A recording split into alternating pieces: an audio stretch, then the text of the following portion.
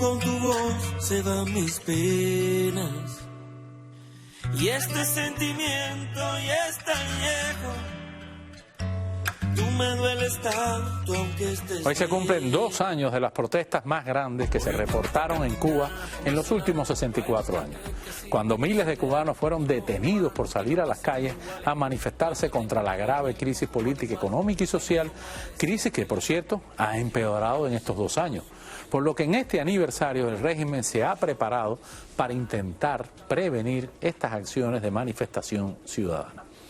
El que pudiera resultar sospechoso, inconforme o con ganas de quejarse, este 11 de julio de 2021, cientos de cubanos fueron detenidos. Entre ellos casi 700 siguen en prisión, según cifras oficiales.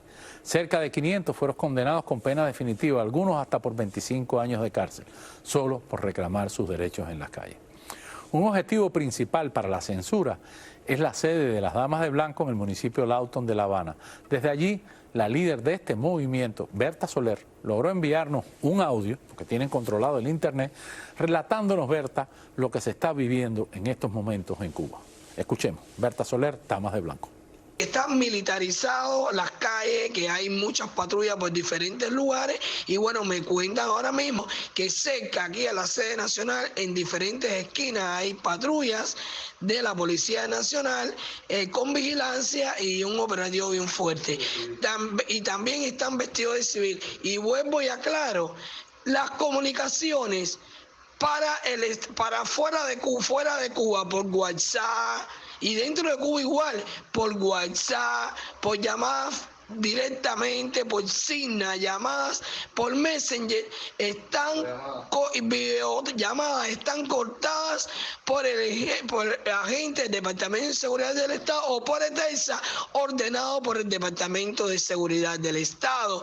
Solamente podemos comunicarnos por testeándonos a través de Signa, a través de Messenger, a través de WhatsApp y también por mensajes de voz.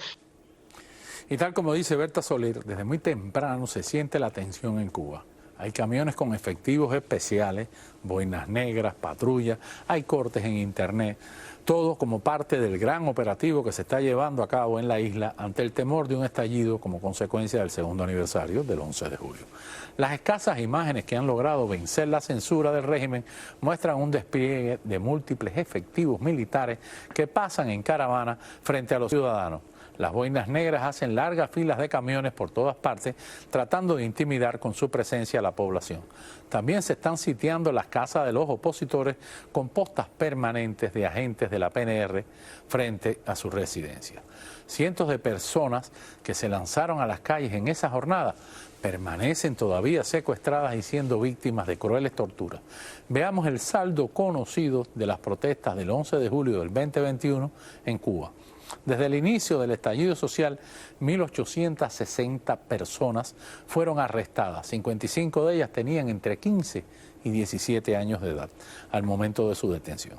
900 personas fueron juzgadas, 782 permanecen en prisión con penas de hasta 25 años por su presunta participación en incidentes violentos.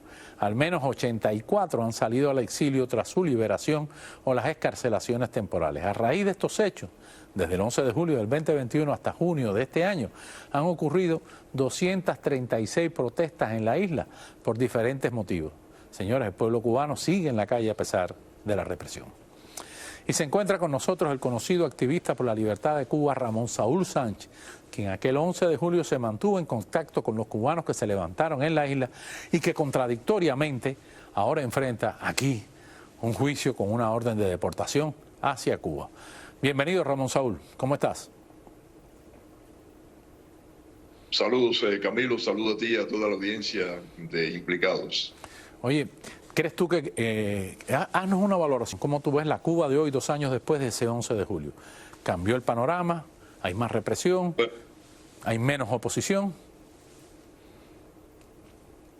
Yo creo que la oposición sigue creciendo paulatinamente, mucho más precavida, claro, y por lo tanto más limitada en lo que puede hacer pero sí sigue creciendo porque vemos que las organizaciones que monitorean esto nos dan cuenta de 200, 300 promedio protestas al mes. Pero además el mismo régimen, con su represión, con su presencia policíaca, con ese temor que tiene tremendo, nos da la clara evidencia de que existe el temor a esas mismas protestas. Quiere decir que si no hubieran, no estuvieran desplegando tanto policía como hay en el día de hoy. Muy elocuentemente lo acabas de describir. Los reportes que nos llegan de Cuba es a través de todo el país, especialmente en los lugares álgidos donde viven personas conocidas de la oposición o donde hay núcleos de personas descontentas, identificadas ya por el régimen, tienen una presencia policíaca muy grande. Ramón, la espontaneidad de las protestas, inclusive de las protestas recientes, es evidente, pero también es evidente que hay un plan de la dictadura por descabezar la oposición y están por todos los medios tratando de que los líderes de la oposición abandonen el país. ¿Crees que han conseguido ese objetivo, que está descabezada la oposición cubana? Bueno, mira cómo tienen a José Daniel Ferrer, a Félix Navarro, a Saily, su hija, a todos los demás que tienen detenidos a través de todo el país, y a nosotros mismos, a los líderes del movimiento Democracia, como es el caso de José Díaz Silva, que fue sacado del país el día de Navidad, y ahora también los nuevos líderes del movimiento que han llevado a cabo el peso de que llevaba anteriormente José Díaz Silva, se encuentran detenidos. Mario Alberto Hernández Leiva está incomunicado, no sabemos dónde está, lleva meses detenido, que fue quien tomó las riendas del movimiento de democracia dentro de Cuba. Y si hablamos con otros movimientos que tienen delegaciones dentro de Cuba, nos damos cuenta que la represión contra ellos continúa incrementándose, lo que nuevamente es sintomático de que continúa el descontento creciendo dentro del país. Ramón, pero también es incuestionable que la situación económica y social está en su peor momento también dentro de Cuba. Sí, no hay manera de arreglar eso, ¿no? Usted puede pasarse ahora los próximos 50 años tratando de reparar con ese régimen lo que ellos han hecho, no importa que los chinos estén ahí, no importa que los rusos estén ahí, y no va a ser posible debido a que la infraestructura del país está destruida. La población ha perdido su juventud, su fuerza de trabajo la está perdiendo porque se han ido al exilio o están descontentas con ese régimen.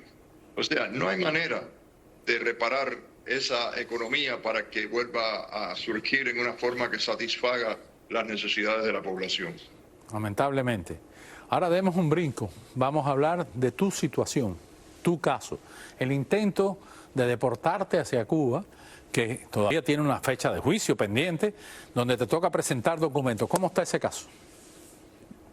Bueno, continúa vigente el caso y como es conocido, el 27 de julio va a ser la audiencia ante el juez de deportación. Por suerte también eso me va a permitir presentar mis defensas a través de mi abogado Wilfredo Allen. La primera de ellas, la residencia todavía está presentada y no ha sido decidida. Bueno, ha sido decidida en 2 ocasiones antes, pero esta presentación no ha sido decidida aún. Lo segundo es la protección contra la tortura, que es una convención internacional que los Estados Unidos es signatario, y yo tengo muy buenas posibilidades bajo esa ley. ¿Seguro? Porque obviamente la dictadura continúa aún hasta los días del presente, hablando de uno, cuestionándose por qué ya no me han deportado y todas estas cosas. Y la tercera es el asilo político. Esas son las 3 posibles vías que podrían ayudarme a permanecer en este país. Para los televidentes, ¿tú te encuentras con una orden de deportación ya o está pendientes? Sí, sí hay una voluntad del gobierno, o sea, una orden del gobierno que me vaya del país, y el juez tendría ahora que decidir si eso se cumple o no, pero a la vez, como dije anteriormente, tengo esas defensas que pues pueden ayudarme a que eso no se materialice. Si no, el juez puede dictaminar que me tengo que ir. Sí. ¿Pero irte del país o irte hacia Cuba? No tiene que ser hacia Cuba. Puedo ser repatriado a Cuba, puedo ser enviado a un tercer país o puedo ser detenido hasta que aparezca el tercer país. Bueno. O puedo ser dejado en libertad. Por supuesto. Cualquiera de esas opciones. Pero bueno, de cualquier forma estaremos al tanto de lo que viene para este juicio del 27 de julio. Ahora, gracias, hermano. ¿Te acuerdas ese día 11 de julio dónde tú estabas? Bueno, estaba aquí en el exilio trabajando activamente en comunicación. Nosotros empezamos a sentir las primeras manifestaciones porque estábamos en contacto con la gente dentro de Cuba. Yo me levanto, de pronto abro los ojos para irme para mi trabajo. Ya estoy en comunicación con Cuba en alguna manera. La gente se comunica con nosotros con ellos. Ese ha sido tu modo de vida por los últimos 30 años, la verdad. Exactamente. Exactamente, y a veces estoy trabajando, estoy pintando un edificio, estoy arriba de una escalera, no sé, estoy en cualquier lugar y tengo el teléfono hablando con gente dentro de Cuba. Así que uno está al tanto de lo que pasa y ese día eso es lo que estaba pasando. Y eso no va a cambiar. Y ya empezábamos a sentir que se iba calentando el ambiente a través de todo el país. Así mismo. Bueno, pues muchas gracias por estar con nosotros. Siempre un placer estar contigo y estaremos al tanto de tu juicio del 27 de julio. Un placer. Gracias, un abrazo y gracias a todos los que nos han dado esa solidaridad tan bonita que estoy sintiendo en el caso mío. Que Dios los acompañe mucho. Muchas gracias, igualmente. A 2 años de las históricas protestas pacíficas del 11 de julio se realizó una sesión conjunta de Justicia Cuba y el Frente Hemisférico por la Libertad. Desde la sede de la Brigada 2506 se hicieron importantes anuncios. Se nos une nuestro colega Alejandro Marcano Santelli con un reporte sobre esta situación. Saludos, Camilo. Saludos a ti y a todos los implicados a esta hora. Estamos en la sede de la Brigada 2506. Centenares de oportunidades los hemos estado, yo sé que tú también. Pero hoy es un día importante. A 2 años de la conmemoración de estas protestas pacíficas históricas de Cuba, tenemos a nombres de la inteligencia, quienes se infiltraron, quienes fueron parte de la Fuerza Aérea, gente que estuvo en el Comando Central para luchar contra la dictadura de los Castro. Eso tenemos más de 6 décadas, pero la lucha no termina. El 11 de julio para la mayoría de los cubanos dentro y fuera de la isla es el inicio de una nueva etapa, pero con la misma búsqueda, libertad. Tenemos detalles de algunas actividades que han hecho los cubanos en el exilio aquí en el sur de Florida. Veamos el reportaje. Son centenares los presos políticos y los delitos que comete a diario el régimen castrista. Este 11 de julio hay buenas noticias para todos los cubanos dentro y fuera de la isla. Quiero anunciar que estamos iniciando ya los trabajos para que el destino de estas investigaciones sea un tribunal ad hoc, un tribunal internacional que no solo investigue, sino que pueda juzgar y investigar y condenar a quienes hayan cometido estos delitos. En una decisión conjunta de Justicia Cuba y el Frente Hemisférico por la Libertad se hizo un llamado a la unidad de la resistencia y a la solidaridad latinoamericana con la misma. En el encuentro resaltaron la decisión de la Comisión Interamericana de Derechos Humanos sobre el caso de Osvaldo Payá y Harold Cepero. Además, se leyó una carta enviada por 3 mujeres, madres y presas por manifestarse ese 11 de julio del 2021. Encuentran en la prisión de Guamajara, privadas de todos sus derechos. El tema predominante fue la situación general de los derechos humanos en la isla después de aquel histórico 11J.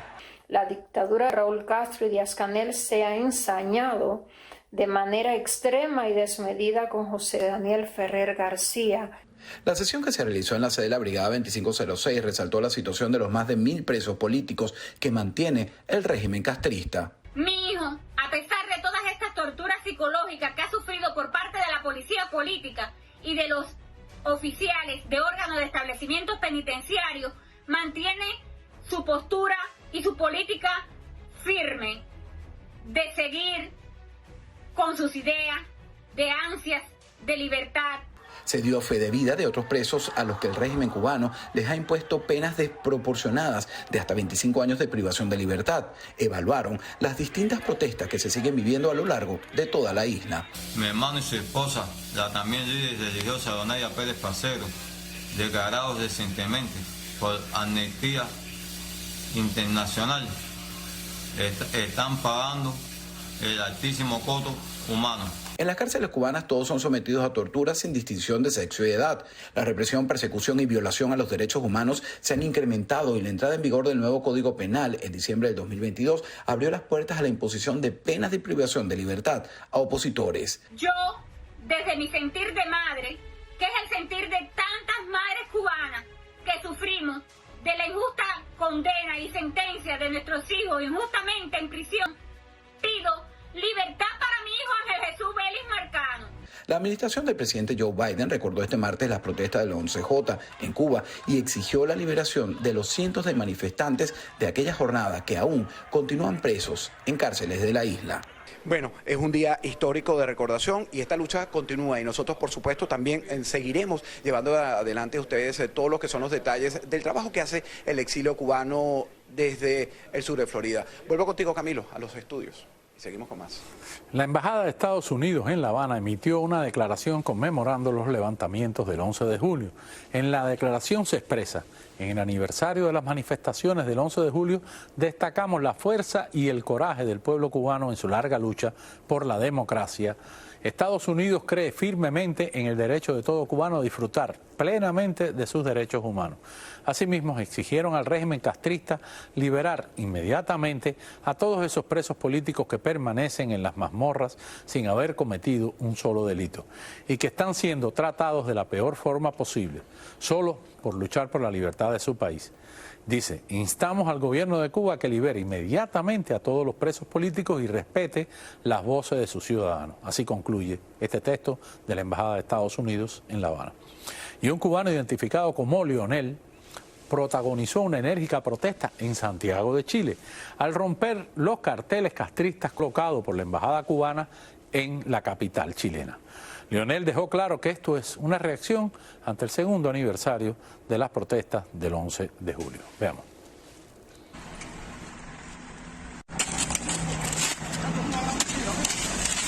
El único bloqueo que hay en Cuba es el Partido Comunista hacia su pueblo. Es el único bloqueo que hay en Cuba. Del Partido Comunista y del régimen comunista de los Castro. Es el único bloqueo que hay en Cuba. Del Partido Comunista y del régimen comunista de los Castro hacia su pueblo que lo está matando de hambre, miseria, represión para mantenerse en el poder. Libertad para Cuba, libertad para los presos políticos. El 11 de julio vive.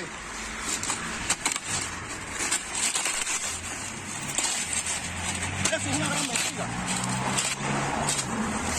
En Cuba no hay ningún bloqueo. Lo que hay es un bloqueo del Partido Comunista hacia el pueblo de Cuba. Así es como se le hace. ¿Qué bloqueo ni bloqueo? En Cuba no hay bloqueo, no hay nada. Y esto es lo que dice el régimen cubano el 11 de julio. Parece que tienen miedo.